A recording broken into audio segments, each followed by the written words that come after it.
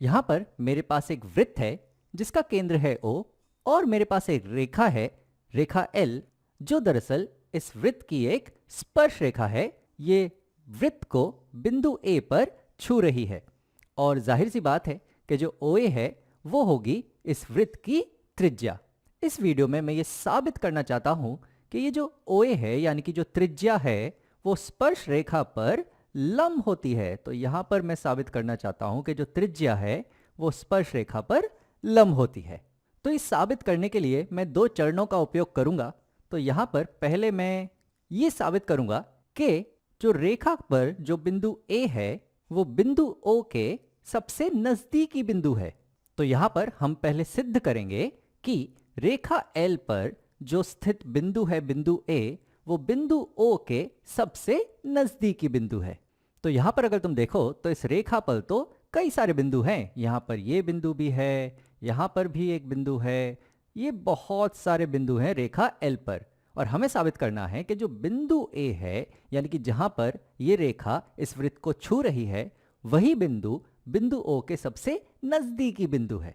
तो चलो इस बिंदु A को छोड़ के मैं कोई और बिंदु लेता हूं इस रेखा पर। समझो कि मैं यहां पर ले लेता हूं, ये एक बिंदु मैं ले लेता हूं, समझो कि बिंदु B।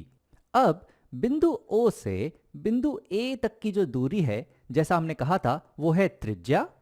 और अगर मैं यहां O से बिंदु B तक जाना चाहूं तो पहले तो मुझे यहां त्रिज्या जितनी लंबाई तय करनी होगी।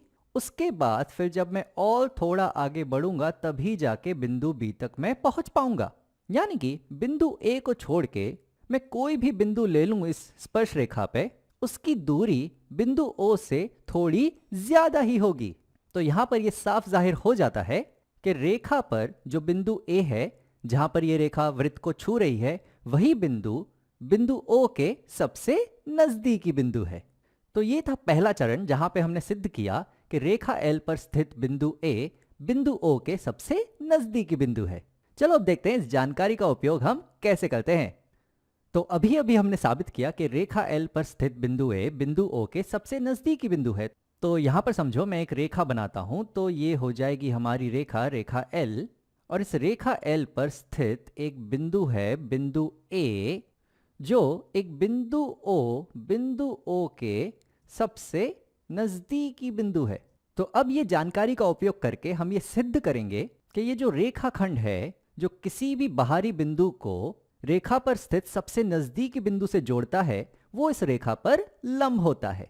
तो हमें यहां सिद्ध करना है कि बाहरी बिंदु से रेखा पर स्थित सबसे नजदीकी बिंदु को जोड़ने वाला रेखाखंड उस रेखा पर लंब होता है। तो यहां पर जो हमारा बाहरी बिंदु है वो है बिंदु O और रेखा पर स्थित सबसे नजदीकी जो बिंदु है वो है बिंदु A और जो रेखाखंड है जो उन्हें जोड़ रहा है वो है OA। हम ये साबित करेंगे कि ये रेखाखंड इस रेखा L पर लंब है।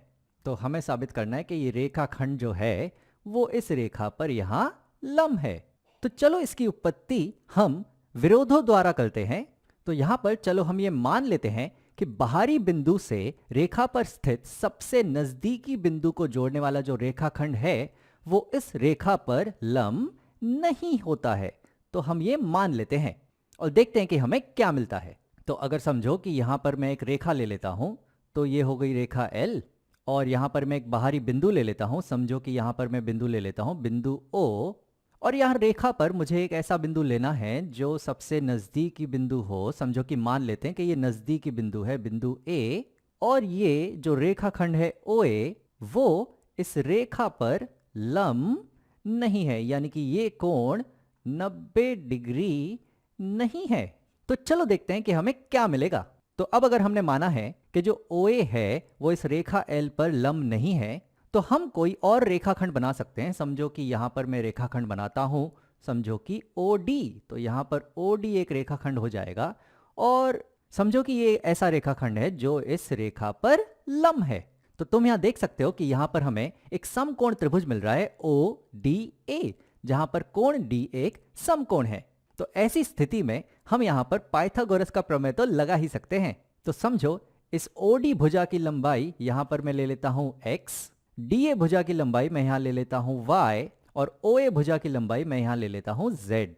तो अब अगर यहाँ पर हम पाइथागोरस का प्रमेय लगाएं तो हमें मिलेगा कि x का वर्ग धन y का वर्ग बराबर होगा z के वर्ग के। तो वो मैं यहाँ लिखता हूं कि x का वर्ग धन y का वर्ग ये बराबर होगा z के वर्ग के। अब यहाँ पर x, y, z तीनों ही भुजा की लंबाइयां हैं, तो ये धनात्मक ही होंगी और इनके वर्ग तो धनात्मक ही होते हैं।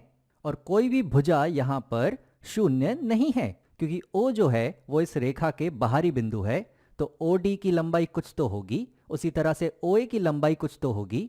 और यहाँ पर जो बिंदु D है और जो बिंदु A है ये दोनों अलग अलग बिंदु हैं, क्योंकि हमने माना है कि D एक ऐसा बिंदु है जहां पर OD इस रेखा पर लंब है और O एक ऐसा दूसरा बिंदु है जहां पर OA इस रेखा पर लंब नहीं है। तो D और A अलग अलग बिंदु होंगे, यानी कि DA भी शून्य नहीं हो सकता, इसकी कुछ तो लंबाई होगी। तो इस हिसाब से अगर तुम देखो तो यहाँ पर ये जो x है और जो y है ये दोनों ही z से छोटे होंगे, क्योंकि समकोण त्रिभुज में जो कर्ण होता है, जो कर्ण है यहाँ पर z, वो सबसे बड़ा होता है। तो मैं कह सकता हूं कि x जो है वो z से छोटा है और y भी z से छोटा है। तो मुझे दिलचस्पी है इस x में, तो यहाँ पर मुझे मिल रहा है कि जो x है वो छोटा है z से। तो अगर x z से छोटा होगा यानी कि जो OD है उसकी लंबाई OA से छोटी होगी, यानी कि जो D है वो O के ज्यादा नजदीक होगा और A O से दूर होगा। लेकिन हमने तो ये माना था कि A जो बिंदु है वो O के सबसे नजदीकी बिंदु है, लेकिन यहां पर हमें मिल रहा है कि ये नजदीकी बिंदु नहीं है, नजदीकी बिंदु होगा ये D। यानी कि हमने जो माना था वो गलत हुआ। हमने माना था कि बाहरी बिंदु से नजदीकी बिंदु को जोड़ने वाला रेखाखंड इस रेखा पर लंब नहीं होता है, हमने ये माना था। लेकिन हमें अभी ये पता चल रहा है कि अगर ऐसा है तो ये जो A है ये O के नजदीकी बिंदु रहेगा ही नहीं, उसके नजदीकी बिंदु तो ये रहेगा D। तो हमने जो माना था वो गलत है कि बाहरी बिंदु से रेखा पर स्थित नजदीकी बिंदु को जोड़ने वाला रेखाखंड उस पर लंब नहीं होता है। तो सही क्या होगा? सही होगा ये कि बाहरी बिंदु से रेखा पर स्थित नजदीकी बिंदु को जोड़ने वाला रेखाखंड उस रेखा पर लंब होता है। तो यहां पर जो OA है वो इस रेखा पे लंब है, जहां पर A O के सबसे नजदीकी बिंदु है। तो अब अगर हम अपने वृत्त को देखें तो यहां पर हमने ये सिद्ध किया था कि जो बिंदु A है जहां पे ये स्पर्श रेखा इस वृत्त को छू रही है वो O के सबसे नजदीकी बिंदु है, ये हमने यहां पे साबित किया था। और अभी अभी हम साबित करके आए हैं कि किसी भी बाहरी बिंदु से रेखा पर स्थित सबसे नजदीकी बिंदु को जोड़ने वाला जो रेखाखंड है जो है यहां पर OA, वो इस रेखा पर लंब होता है, यानी कि ये यहां पर OA जो है वो रेखा L पर लंब है। पर OA थी हमारी त्रिज्या और L थी हमारी स्पर्श रेखा। तो यहां पर यह साबित होता है कि जो त्रिज्या है वो स्पर्श रेखा पर लंब होती है।